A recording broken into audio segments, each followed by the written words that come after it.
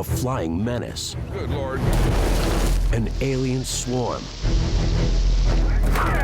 A projectile fish threatening our ecosystem. We have to stop them before they stop us. It may look harmless, but it's anything but.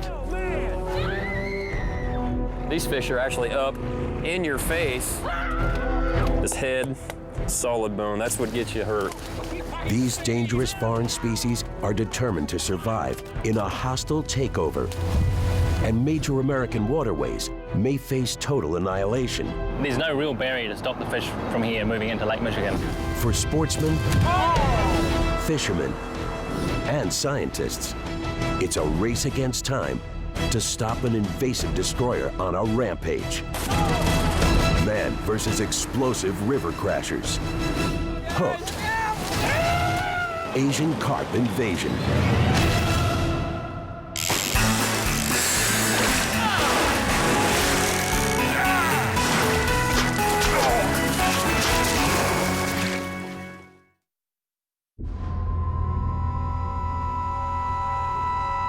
Unwelcome foreign intruders, originally introduced by human hands.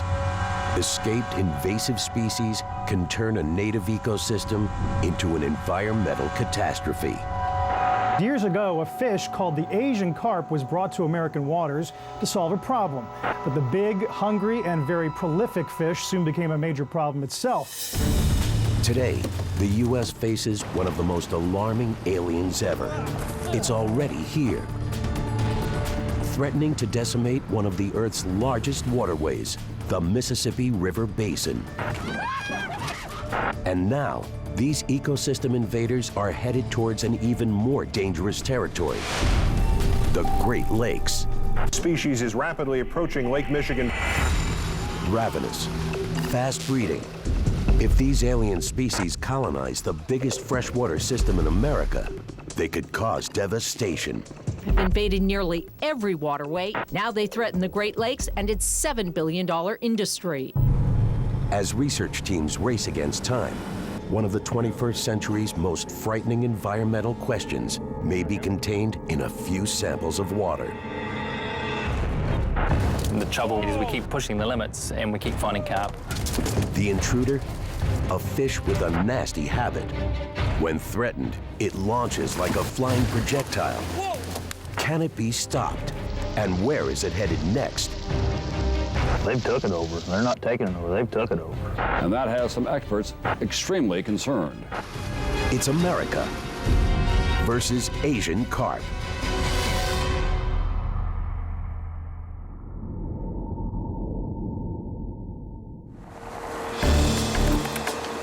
September 15th, 1999, 225 kilometers from the Great Lakes, Chillicothe, Illinois. Commercial fisherman Orion Briney heads out on the Illinois River. For over 15 years, Orion's worked these waterways. Expecting buffalo fish and catfish, he pulls up his net, usually brimming with fish. On this day, it's almost empty, but not quite. Orion spots two fish fighting hard against the net, with odd-looking eyes set low on their heads. What the heck is that? It's all weird looking. Well, we caught the first one, we pulled it up. We thought we knew what we had.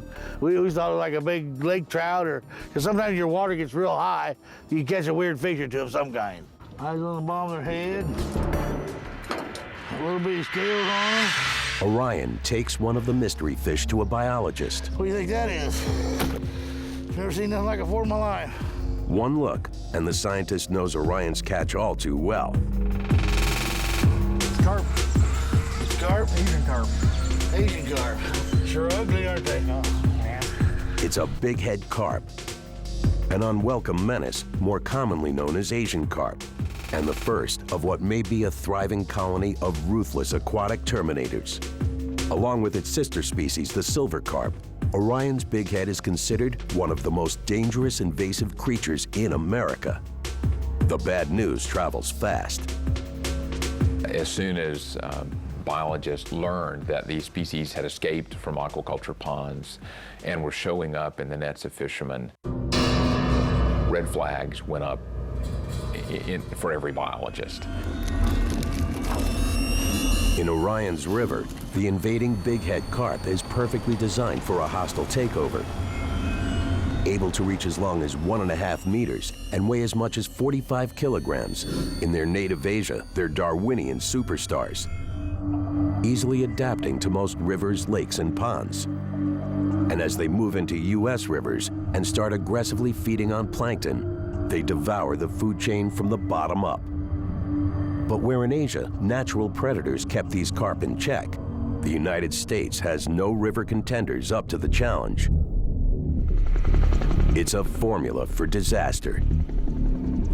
The Asian carp have a potential of devastating local fish populations because they're eating this food at the most basic level. It's suggested that they can eat anywhere from 40 to 80% of their body weight in a day. And it gets worse. In addition to a ravenous appetite, the Asian carp's breeding rates are in the stratosphere. While most fish spawn once a year, Asian carp can spawn up to 3 times a year, producing as many as 2 million eggs. Breeding and feeding faster than any other native fish in the river, the Asian carp obliterates the competition. The bighead and silver carp are a very scary threat because of their ability to invade an area so quickly. They will kick other fish, our native fish, out in a short amount of time. But how did they get here? The answer is chilling. Like many invasive species, these dangerous intruders were deliberately brought by human hands.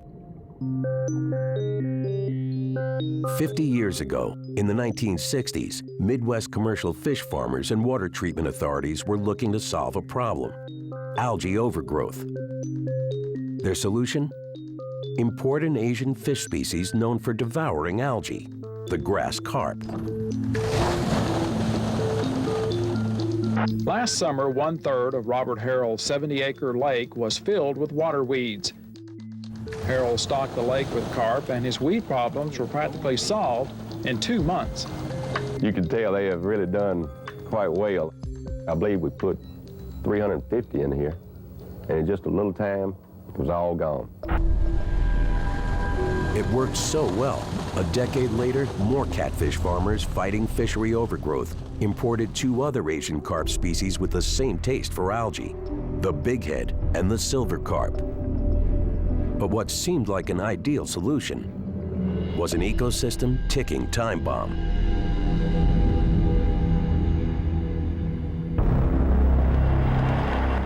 Summer 1993. Torrential thunderstorms pound the American Midwest. 50,000 homes are damaged or destroyed. 1,000 levees fail. The end result is devastating, but there's an even more disastrous consequence. The normally disconnected rivers, lakes, and streams of the Mississippi River Basin flood together, forming one giant bathtub. To a then relatively obscure fish, it's the perfect escape. Captive carp find a path to freedom, riding floodwaters into open waterways, spawning fast and furious, swimming further into rivers and tributaries throughout the Midwest. Brought to America to suck up algae and then escaped and multiplied, earning the nickname river rabbits.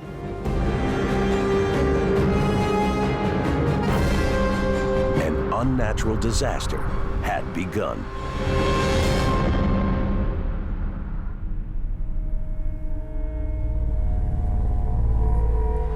Now, for the man who first found this terrifying alien species in his own backyard, the fish is freshwater public enemy #1. Soon after his first sighting, Orion watches an ecosystem under siege. The bighead is so much larger and stronger than native fish. None of the local fishermen have nets strong enough to hold the invaders. The first year or two, I just don't want to fish for them. You could come out here and literally see 40 acres of them. There'd be so many you couldn't even run the motor through them. You start running your motor through them, and it'd just be red blood behind you. When we went out there, when they was tearing them nets up, it wasn't very long after most of your fishermen quit fishing. And there's more to this menace. With no natural predators in the Illinois River, the bighead multiply at astronomical rates, taking over and dominating the food chain. While alarmed Fish and Wildlife agencies try to strategize comprehensive solutions, They are big, ugly, and abundant. a nearby processing plant decides to harvest and sell Asian carp as food. In a desperate attempt to save his own livelihood, Orion modifies his gear to stand up to the aggressive invader. I had the first nets built, and I was the first one on them. Orion once harvested buffalo fish and catfish. Post-Asian carp invasion, the fish have all but disappeared. Orion's only solution? Change his business model. Make the alien species his catch. He recruits his stepson Jeremy and 13-year-old grandson Levi. Yet even with a team, Asian carp catching is challenging. You know, it's just completely different ball game. You got to hold more nets, you got to make bigger nets. July 9th, 2009, Chillicothe, Illinois. Orion and his two-boat crew head out to capture the invasive carp. We got fish already.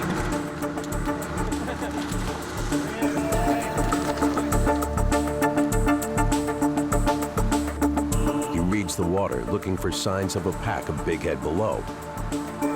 The goal, net as many of this marauding threat as fast as possible. Orion knows these fish spook easily. They fly into the air at the first sign of noise and commotion, a fight-or-flight stress response that can dangerously injure fishermen.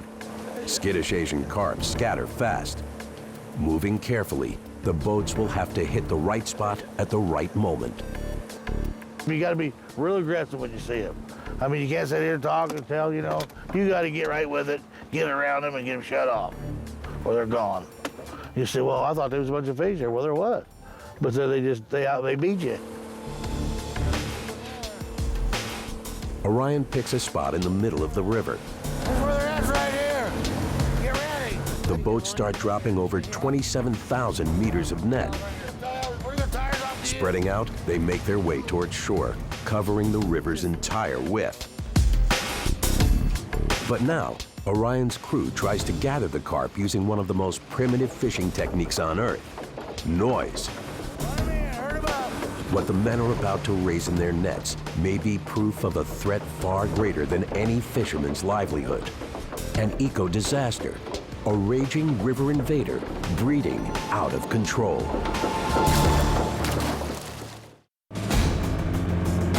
Chillicothe, Illinois, 225 kilometers from the Great Lakes. Fisherman Orion Briney and his team are on the hunt for an invasive Asian carp menace, the bighead. Now, with nets strategically placed across the width of the Illinois River, it's time to raise hell, literally. To herd the fish towards them, the crew stomps and bangs the boat's aluminum hulls. Beneath the waters, the distressed fish pick up the vibrations through organs that run along their sides, called neuromasts. Interpreting the vibrations as a predator on the hunt, fleeing bigheads swim straight for the nets. They're very smart. Once they hear a noise, they're taking off. We run back and forth and try to bring them into a big school and herd them down, force them into the net. Meter by meter, Orion's crew pulls up bursting nets.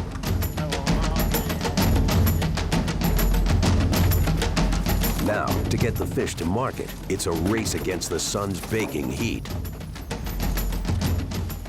How we doing up here? How many we got left? A fish this size will hurt you.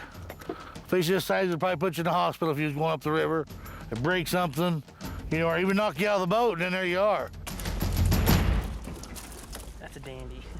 4 hours and 15 nets later, thousands of invasive bighead Asian carp pack the holds of Orion's boats. That's a little less than half the size of that big one. It's all slimy. Here you go, Levi.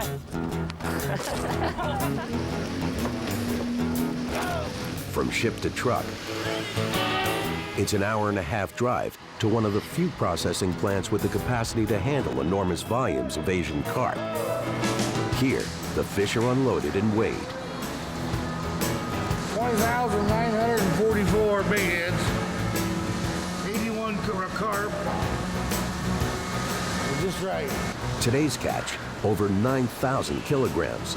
It's a good harvest for what's become an unexpected family business, doing battle with an alien species. Some of Orion's catch will be filleted and packed for distribution to overseas markets. There, the fish are consumed as food. But in the U.S., there's a problem. Asian carp flesh is filled with tiny bones. The U.S. market for these bony fish as human food is non-existent. Yet many fear, unless we start eating Asian carp by the truckload, we have no chance of stopping their onslaught. And while commercial fishermen struggle to stay in business, according to biologist Dwayne Chapman, exporting these fish as fast as they can be caught isn't enough. It's hardly making a dent in an invasive disaster threatening a continent. Orion is just one fisherman, and 20,000 pounds of fish is nothing. I estimate that last year, about 2 million pounds of fish were captured, bighead and silver carp together, for market. And that is not a drop in the bucket. Many scientists fear the invasive eco-destruction is getting worse by the day. And although in 2007, U.S. Fish and Wildlife made it illegal to import or breed silver carp, bighead and black carp have yet to be federally banned, even as populations continue to grow.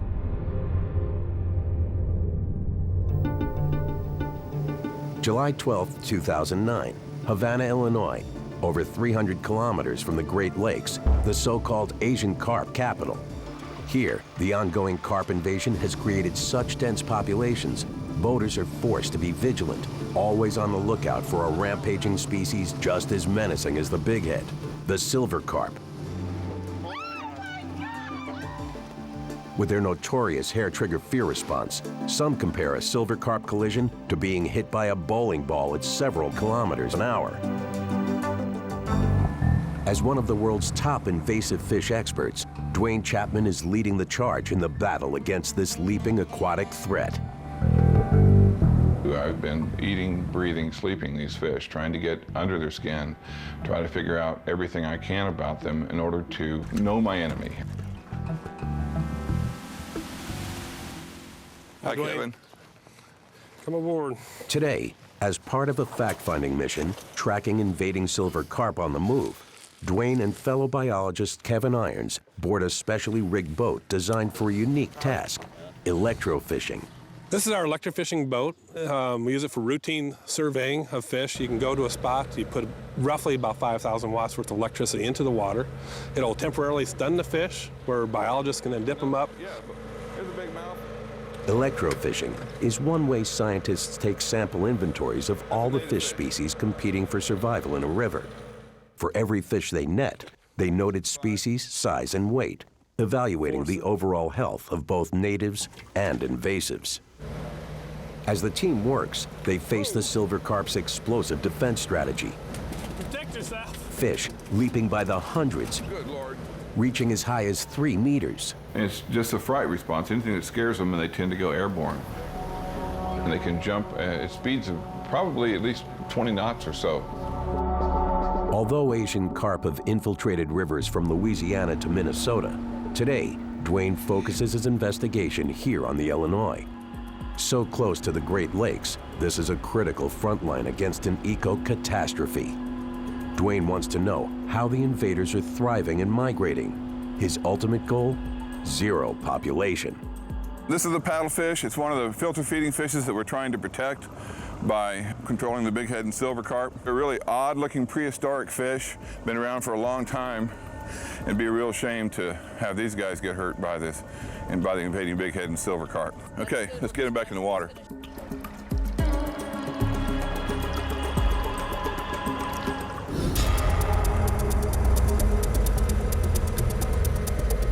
Keeping the juice on, the shocker arms release steady electric jolts. The jolts successfully stun the bulk of the Asian carp below. Yet the fastest fish react by taking to the air. Soon, the team hits the mother load. When you get them coming in, it's all you can do to dodge and get your hands up. You want to protect yourself. It's like being inside a popcorn popper. You know, there's just fish everywhere. Only the difference is that the fish can, you know, instead of being little kernels of popcorn, you've got fish that range from 6 inches up to 25 pounds that are flying through the air. But today, they're about to discover something far more frightening. 556. Measuring the weight and length of the stunned fish, the biologists note something unusual. Instead of a normal rounded body shape, these silver carp are long and narrow. And this particular fish, as you can see, it's kind of flat across the top. It kind of reaches the top, a point right there behind the head, and it's kind of flat from there on back. This fish should be rounded. It's a bad sign. To the scientists' trained eyes, the silver carp are starving. The implications are grave. When it comes to feeding, silver carp are top-notch competitors. They muscle out almost all other species. Bighead and silver carp are the most highly advanced filter feeding fishes in fresh water in the world. And so it's pretty hard for our native fishes to compete with that. If top competitor silver carp are starving, native fish species don't stand a chance. It's how an invasive like the Asian carp wreaks havoc, feeding until there's nothing left to feed on, starving out all other species, eventually starving themselves. The only solution is to move on to the next waterway and food supply. Here, it's the beginning of the end of the once vital Illinois River and the beginning of the end of America's freshwater fisheries. After dedicating much of his career to the Asian carp scourge, Dwayne believes the electrofishing evidence reveals a crisis now reaching a critical mass, a crisis that might have been prevented. When they hit the Illinois River and Missouri River, the populations just skyrocketed. All of a sudden, we had tons of fish. In hindsight, we could have and should have prevented their arrival in North America.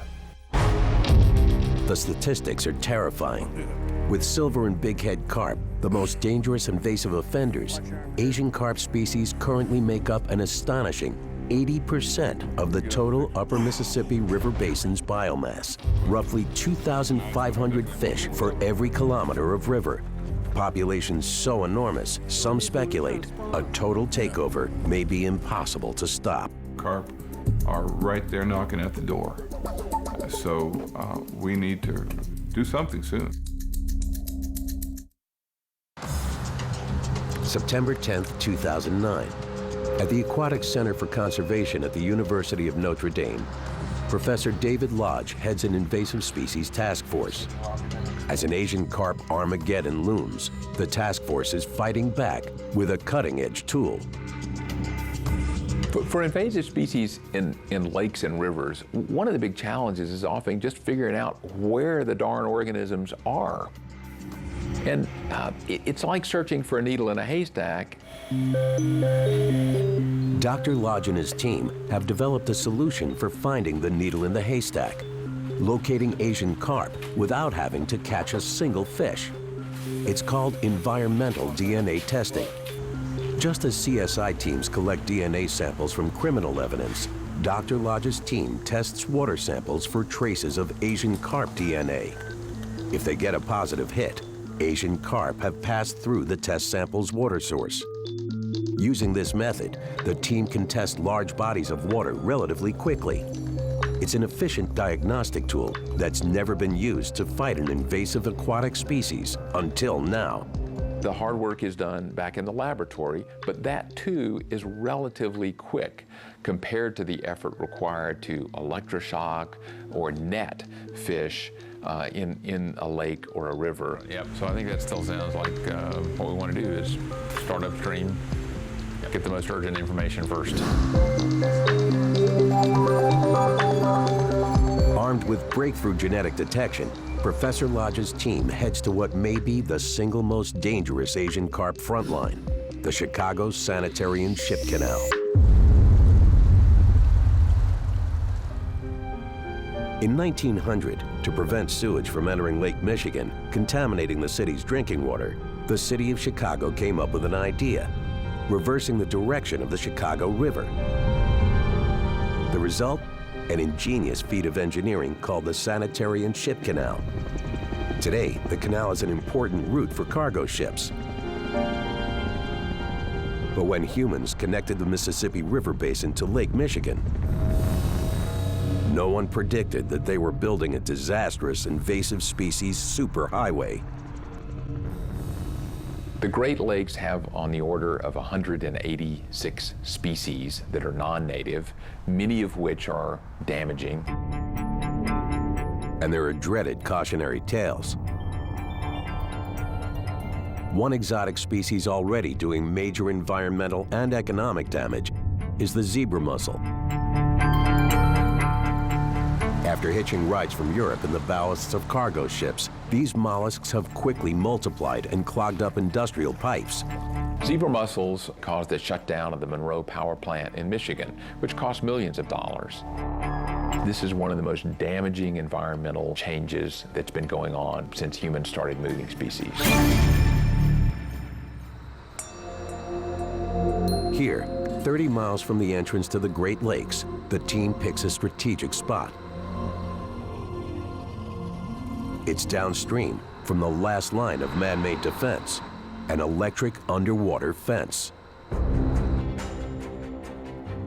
In 2002, authorities installed rows of steel cables across a section of the Chicago Sanitary and Ship Canal. Today, volts of DC current flow from the cables into the water, delivering harmless but critical fish-repelling shocks. When it comes to stopping the northward migration of the invasive Asian carp, this single electric fence may stand between control and catastrophe. But many experts fear the barrier's far from foolproof. Is it truly enough to stop an invader from river domination? The barrier needs to be turned off every 6 months for a short period of time to rehabilitate it. If you turn off the thing and they're sitting there at the door, they're going to swim through. Back in the lab, the team submits their samples for DNA tests. What the water reveals is shocking. The Asian carps were several miles upstream from where people had thought they were. It was exciting to discover that we learned something important.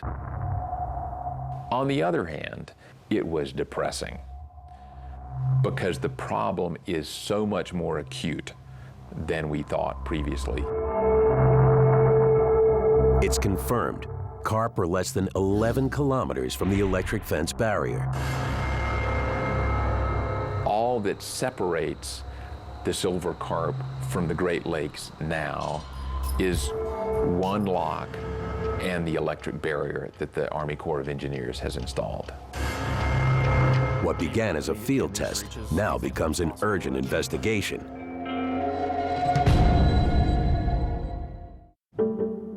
The next critical test location is the Chicago River. Lindsay Chatterton with the Great Lakes Project heads up the investigation. So we are in downtown Chicago. This is the last lock through which boats pass to get into Lake Michigan itself. Discovering Asian carp DNA here would mean disaster. If there's a positive hit, it's proof the fish have gone further and slipped past the electric barrier. I think these fish are much further up the system than anyone previously thought, and really we don't know how far up they are. Targeting backwater pockets where DNA collects, the team fills 2-liter bottles, noting location, depth, and temperature. There's no real barrier to stop the fish from here moving into Lake Michigan, so we clearly don't want to find them here. Back at the lab, the clock is ticking on a potential environmental time bomb. The team puts the samples on ice to slow any DNA degradation and begins testing for Asian carp DNA. I hope and pray that they won't see anything upstream from the barrier. But while Dr. Lodge's lab team waits for results, Focus your chi, Tim. Do what? Focus your chi. I think that's some kind of Zen thing, isn't it? Over 160 kilometers away, some anglers are taking a more direct approach, Let's hit it, brother. fighting an invasive killer head on. All right, guys, here we go. August 22nd, 2009, 251 kilometers from the Great Lakes, Peoria, Illinois. Zach Naden is a lifelong fisherman and pioneer of an unconventional catch technique, aerial bow fishing. It's like, oh my God, I can't believe I shot a fish out of the air. I mean, it's so unorthodox. These fish are actually up in your face, and you know, it's like a combative sport.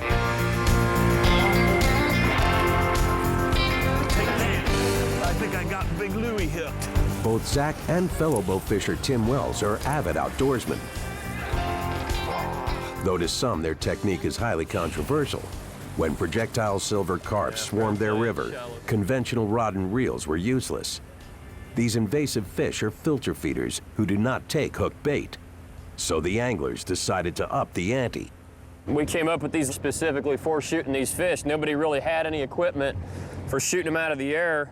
As you can see, it's small, it's compact, it's about 3.5 pounds, carbon arrow. And this reel here has got all the line here in the bottle. Come on, boys, say cheese. Zach and Tim scour the river for pockets of aerial intruders. I smell blood in the water, brother. Let's get it, man, let's get it. Fish off!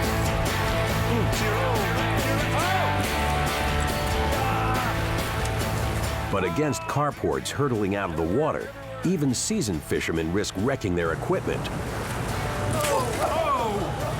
That didn't take long. Look at her, she's still spinning! Oh, man. Doggone it! Or suffering a knockout blow. The coolest part about this kind of bow fishing is coming home alive and with all your teeth. Oh, my God! Suddenly, the archers reach a bursting pack of silver carp. Keep it going, Chase, in a circle. Circle the thing, Chase. Now, they're facing a high-energy upheaval known as popcorning. The popcorn is just, it's a feeling of total loss of control. Oh, my God! You have no idea what's coming next, whether you're going to make it out, where you're going to get hit. It's, you just got to kind of grit your teeth and bear it. That's what we're looking for there, folks. That's, whoa! Slow us down, Chase, slow us down. Zach fires his bow. A direct hit. Boom, shakalaka! Reeling in the line, Zach heaves his catch on board. It's a monster. Man, now that's a fish. That's a giant. Wow. That's one of the bigger ones we've taken this year. Dude, that's about the biggest as they get, man. That's, you're Wow. right at the record right there. We've got a giant Asian silver carp. Hold him out here in the sun. He's over 25. He's over 25 pounds easy. Easy. He's probably about 34, 35 inches long. Just solid muscle. This head, solid bone. Solid bone. That's what gets you hurt when they jump in. That's what you feel when these fish hit you. It's just one fish, but it's also just the beginning. Oh, yeah. Look at that. Zach and Tim routinely land 100 carp in a single afternoon. Fish on! Oh! Though some may find their methods brutal, and it's no solution to a massive problem. To the sportsman, it's a direct way to kill at least a few specimens of an environmental menace, threatening an entire ecosystem, one fish at a time. 9 out of every 10 fish right now is an Asian carp. So that's the problem we're facing right now.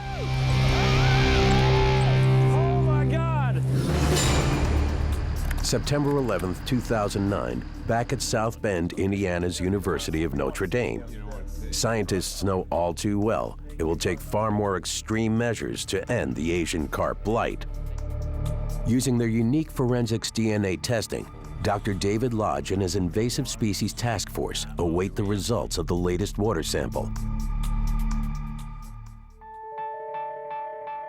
It's devastating news. Some of the samples test positive for Asian carp DNA. Asian carp have breached the electronic barrier. The trouble with The work we've been doing is we keep pushing the limits and we keep finding carp. But identifying traces of DNA just past the barrier doesn't yet prove a critical mass of fish have infiltrated Lake Michigan. Further evidence is needed. Facing this nightmare scenario, Dr. Lodge's team heads out to find answers to this alarming and now pressing question. Are they arriving at an ecological crime scene too late? Are the fish already colonizing Lake Michigan? University of Notre Dame researcher Chris Jurdy leads the sampling effort on Lake Michigan. A carp positive out here would cause a lot of concern because this is the whole point, is to prevent them from getting into Lake Michigan. I think it would be a big surprise and a terrible thing if they were able to get any DNA in Lake Michigan. If the team gets a positive hit in Lake Michigan, it reveals a breach of the most disturbing threshold yet, a gateway to the entire Great Lakes, the largest freshwater ecosystem on Earth. Yet as an eco-catastrophe hangs in the balance, anglers from all over the country flock to the Illinois River to take up a fight they take personally. Here, on the banks of a river under siege, the battle lines are drawn, and the war rages in a competition called the Redneck Tournament. It's just unbelievable what these fish have done. You could go out boat riding. We took the kids out, went tubing down the river. They've taken all that away from us. If they hit the Great Lakes and start destroying that the same way that they have destroyed life in the Illinois River, we don't have a chance. We have to stop it before they stop us.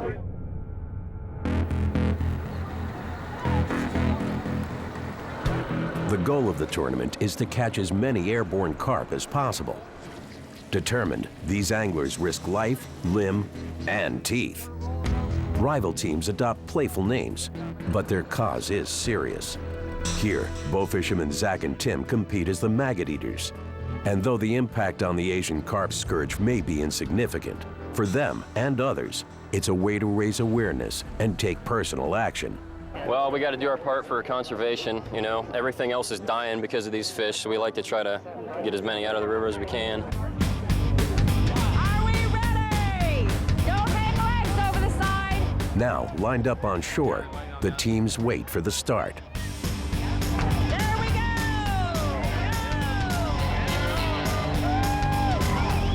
go! As the countdown begins for one of the world's most original, if controversial, fishing contests, people arm themselves with baseball bats and nerve.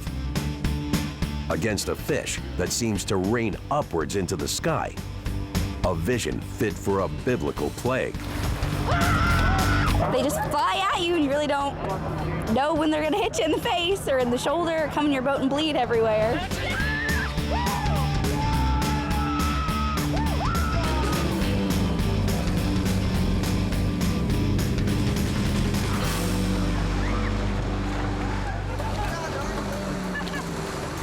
$106. 106. Dude, that's double.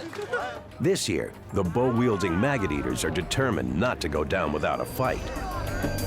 We got second last year. We're trying to improve. 106 fish. The maggot eaters tie with Team Showtime. 106. Are you serious? This year's bragging rights will have to be shared. Hey, wait, how do you check the boat? There might be one more.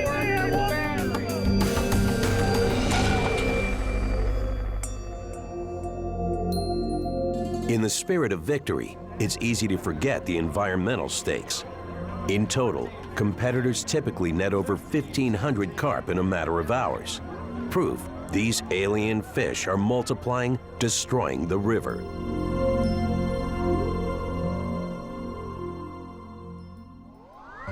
But using the competition's haul, two men are determined to make a difference. By day, Dr. John Holden and Dr. Tim Leeds work as reproductive specialists. By night, they've invented a massive food processor capable of transforming carp into a crop.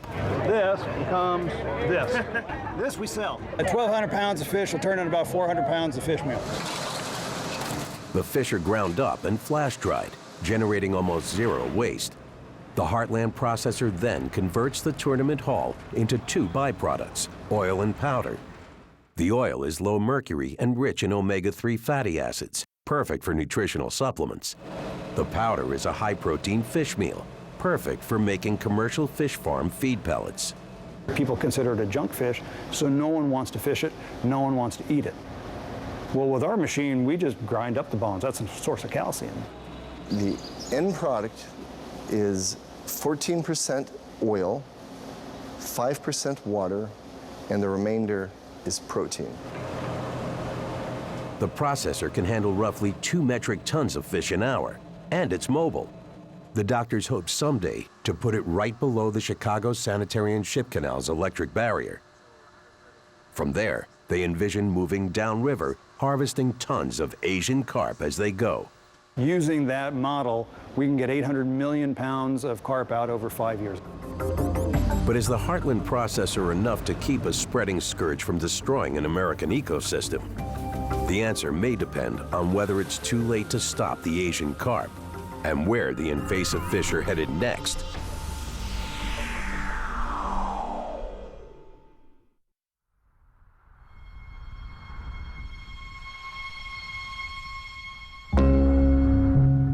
On the eve of a disaster, as the Asian carp threatens to invade the U.S. Great Lakes, ironically, in the fish's native China, near Shanghai, overfishing in dams are pushing bighead and silver carp to extinction.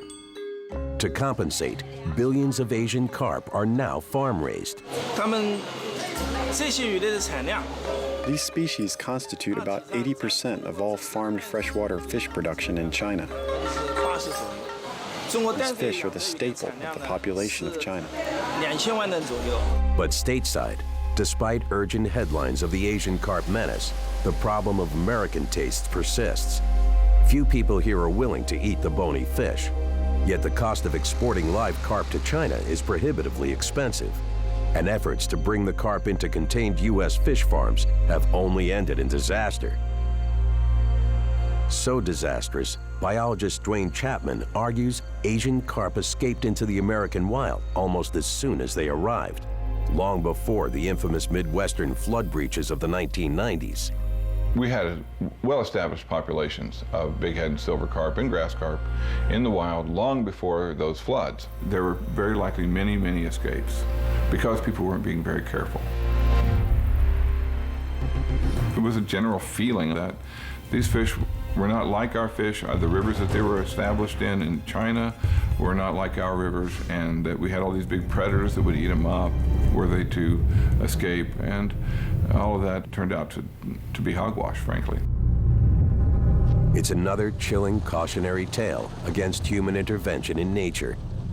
Today, Dwayne and others continue to fight on the ever-expanding front lines. But some predict, unless and until U.S. demand for Asian carp increases, keeping up with their breakneck spawning will be impossible. The carp population will continue to grow exponentially, invading new turf each day. Ultimately, we may be forced into a far more macabre solution. Some authorities are convinced no strategy is complete without a deadly plan of attack.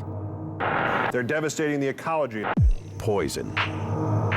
Poisons like rotenone have been used very effectively in many parts of the world to eradicate populations of unwanted fishes. But you must have a high willingness to accept the losses of many other species. We do know how to kill Asian carps.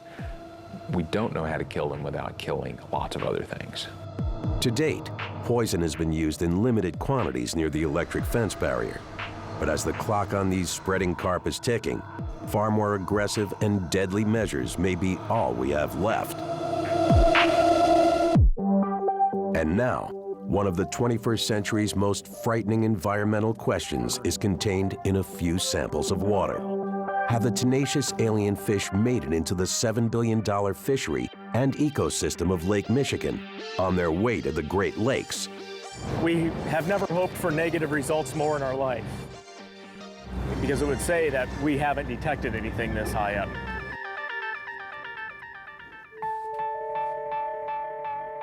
the results are in. Some samples taken from Lake Michigan test positive for Asian carp DNA. Asian carp have breached the electronic barrier and reached Lake Michigan. As alarms sound across the country, it's just the beginning. If Asian carp spawn reaching a critical mass in the Great Lakes, the effects will be catastrophic. If history is any indicator, it would be an ecosystem nightmare. Asian carp devour all plankton, leaving native fish like bass and walleye to starve.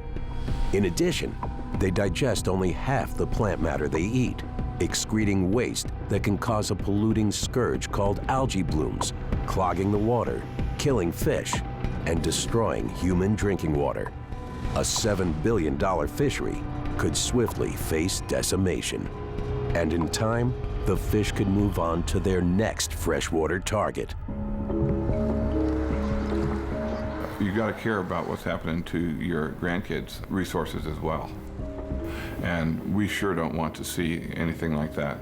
The Asian carp population explosion in the Great Lakes. It would be a disaster. It's a vision of invasive species hell. Those trying to stop it share an urgent goal: fight Asian carp by any means necessary.